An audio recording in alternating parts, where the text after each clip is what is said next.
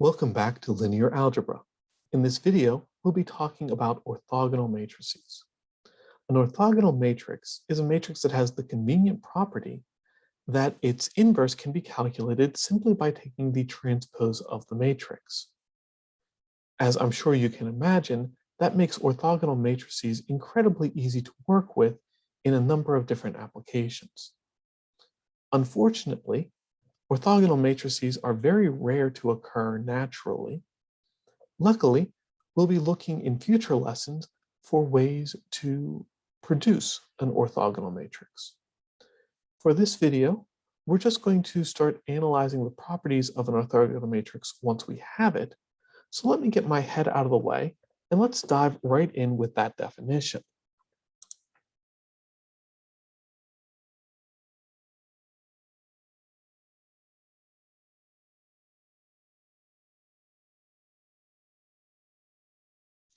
Let's let A be any square matrix.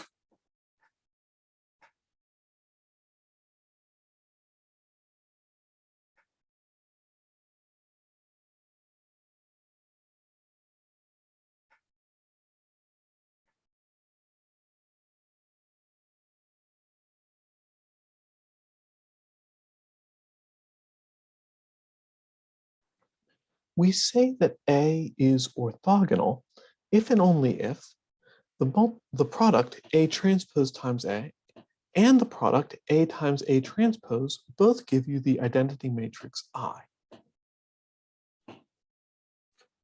And from this definition, we can establish a really quick corollary.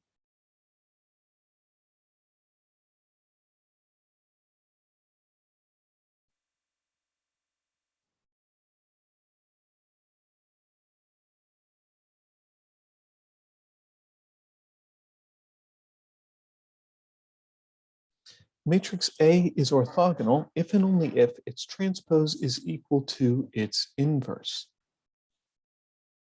We showed early on in the semester that the inverse of a matrix is unique. As soon as you have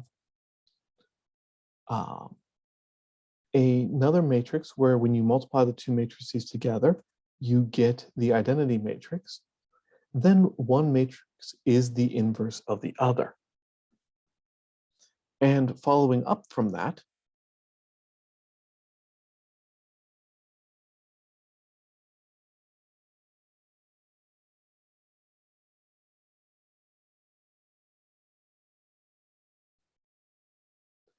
if A transpose times A is equal to the identity matrix, that alone is enough to say that A transpose is the inverse of A. And if A transpose is the inverse of A, automatically you get that A times A transpose is equal to I. And vice versa. If we started with A times A transpose equal to I, then we could get A transpose times A is equal to I. And that's an important result because it cuts in half what we have to do in order to prove that a particular matrix is orthogonal. And beyond just, it's really easy to find the inverse, why are orthogonal matrices useful?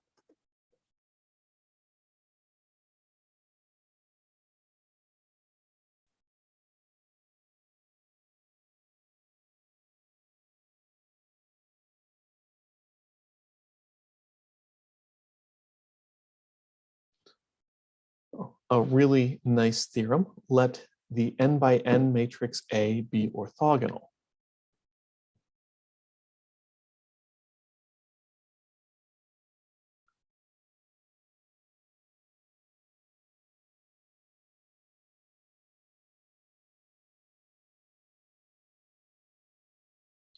Then the magnitude of the product matrix A times vector U is equal to the magnitude of vector U for any vector U in Rn. And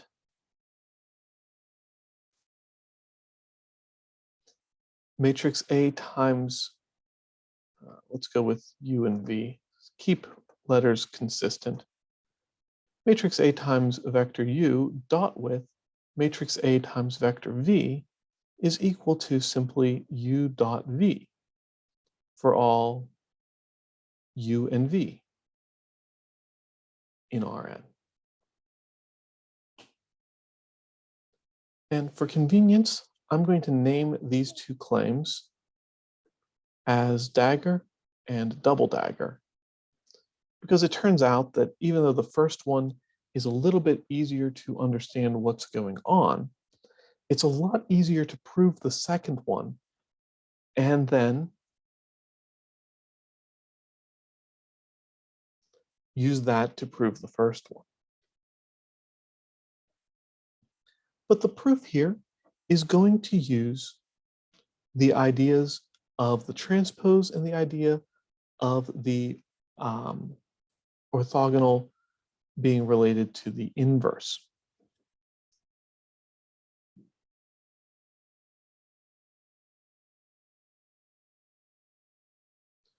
So we start with the left-hand side of this equation, AU dot with AV. And as we have shown before, if you take,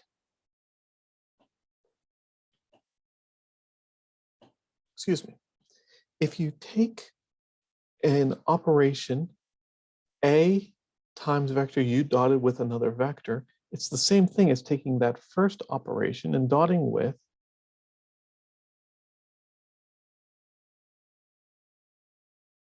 A transpose times that other vector. And of course, we can rearrange using the associative property of matrix multiplication. And A transpose times A is simply the identity matrix because A is orthogonal.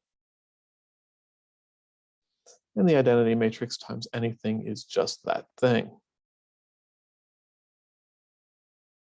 So there is a very straightforward proof of the second claim in this theorem. Then using that second claim, the norm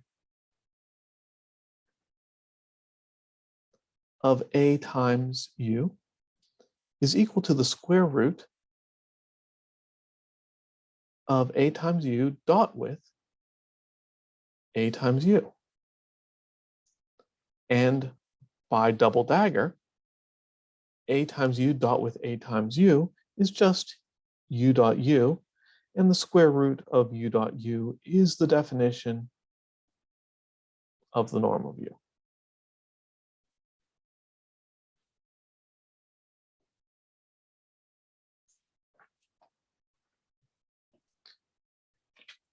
And there's the really powerful result of an orthogonal matrix. If you happen to have one, then you don't have to worry about dot products changing, or in other words, the angle between the two vectors changing. You don't have to worry about norms changing. And while I said that orthogonal vectors are not all that common in the wild, there is one really important example.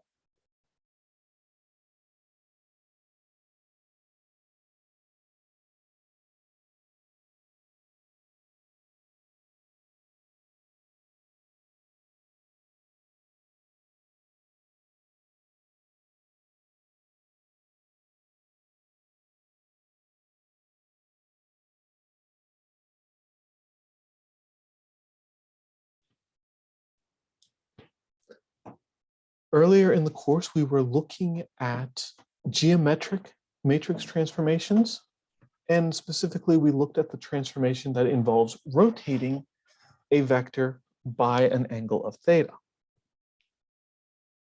And it makes sense that when you rotate a vector by an angle of theta, the magnitude of the vector shouldn't change.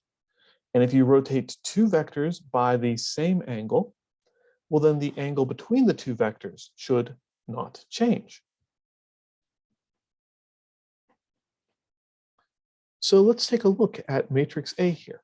Cosine theta, sine theta, negative sine theta, cosine theta. And the transpose doesn't look all that different from the original matrix.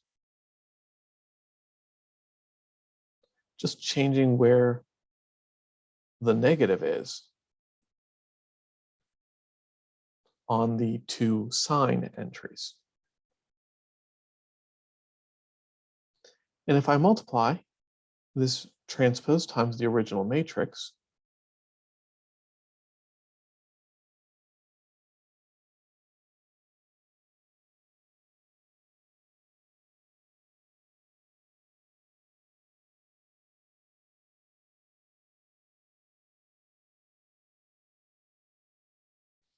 we can work through that fairly easily.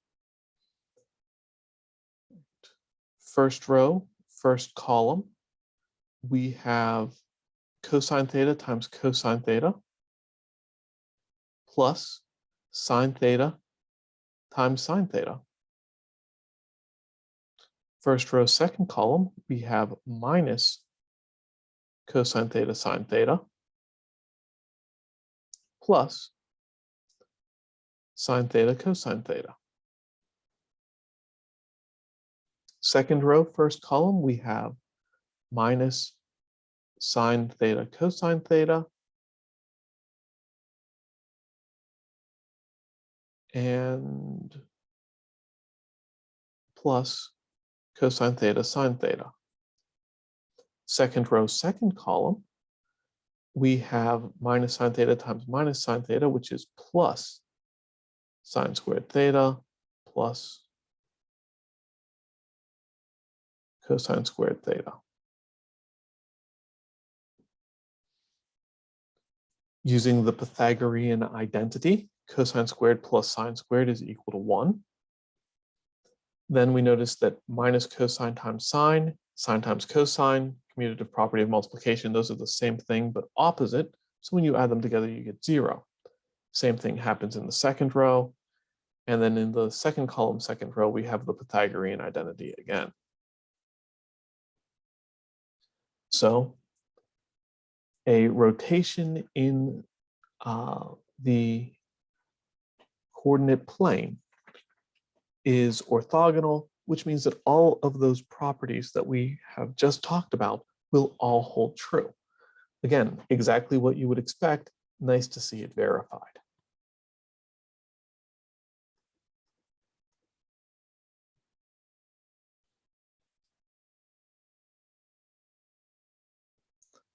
Let's take a look at a bit of a crunchier result.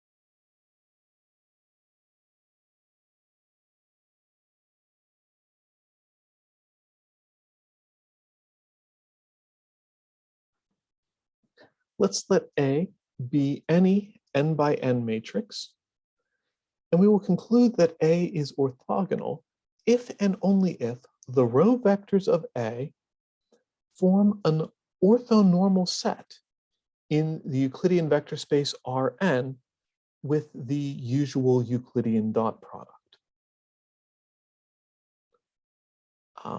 It turns out that this is also true with the column vectors. A is orthogonal if and only if the column vectors of A form an orthonormal set in Rn. That's something I'm going to ask you to prove as part of the homework. This one I want to take a look at to show you kind of the idea. We are talking about the row vectors of A. So a somewhat obvious place to start, let's let A be defined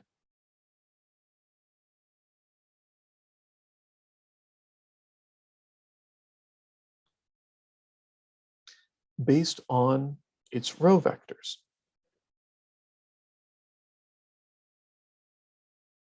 And of course, if A is defined based on row vectors, its transpose is defined based on column vectors.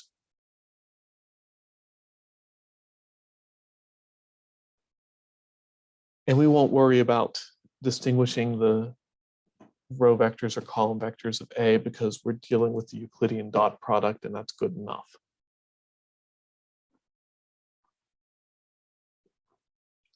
And again, the theorem talks about the row vectors of A, so it makes sense that we've mentioned them. The theorem talks about an orthogonal matrix, so it makes sense that we have the transpose as well. Because the only thing we really know about an orthogonal matrix is what happens if you multiply matrix A times its transpose. This is something we've done before. Row times column, that's going to be A1 dot A1, A1 dot A2, all the way down to A1 dot AN. Then we have A2 dot A1, we have A2 dot A2, all the way down to A2 dot AN. And we keep going until we get to AN dot A1, AN dot A2, and all the way down to AN dot AN.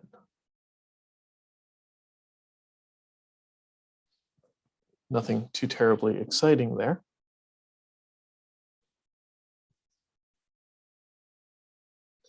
But it gives us a place to start. Our theorem says that A is orthogonal if and only if the row vectors of A form an orthonormal set. And we have proven if and only if statements by proving validity in both directions, assume one part, prove the other part. But sometimes you can prove something using just a sequence of if and only if statements.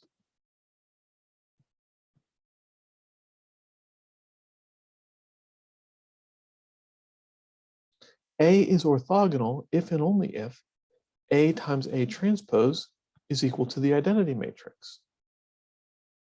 And since we know what A times A transpose is, we can say that A times A transpose is equal to the identity matrix if and only if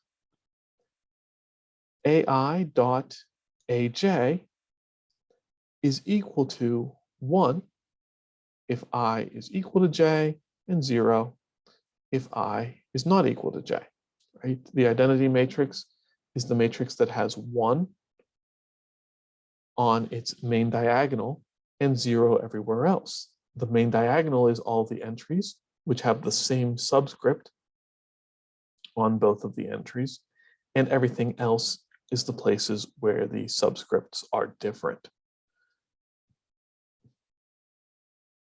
But then that is exactly the condition that we were looking for on the other side. Because a set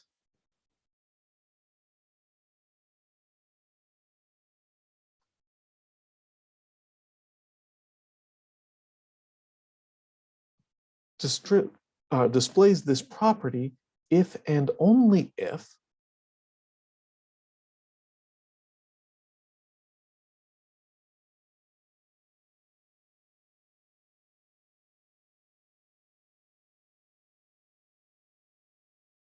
that set happens to be orthonormal.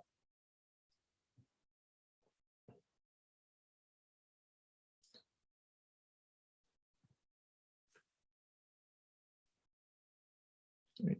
The definition of an orthonormal set is that the dot product or the inner product on any inner product space of two of the vectors in the set is either 1 or 0, being 1 if they are the same and 0 if they are different.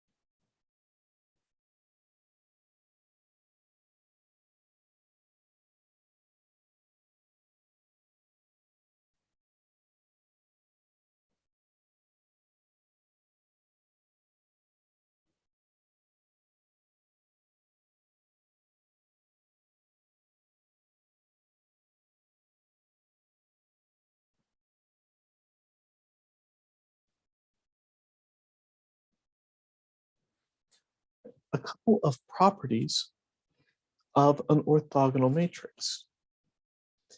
If we have matrix A and matrix B are both orthogonal, then the transpose of A, the inverse of A, and AB are all orthogonal, and the determinant of A is either 1 or -1.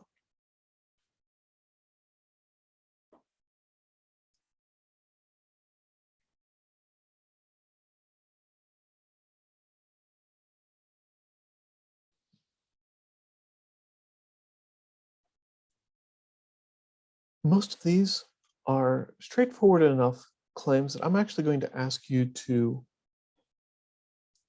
work through them on your own as part of the homework. A transpose A inverse are pretty straightforward. A times B works out pretty nicely as well. The last one about the determinant is not that bad, but it does involve a bit of a trick.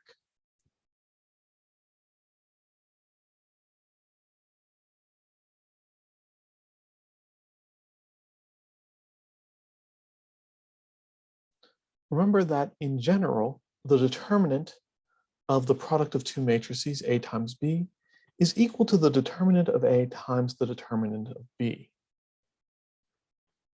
So with that hint, I think you can figure out the proof of the other one as well. So a couple of proofs to play around with. Certainly, some other problems out of the textbook, some other problems for you to take a look at to practice working with orthogonal matrices. And I'm going to wrap this video up with that. Thank you as always for joining me, and I will see you next time.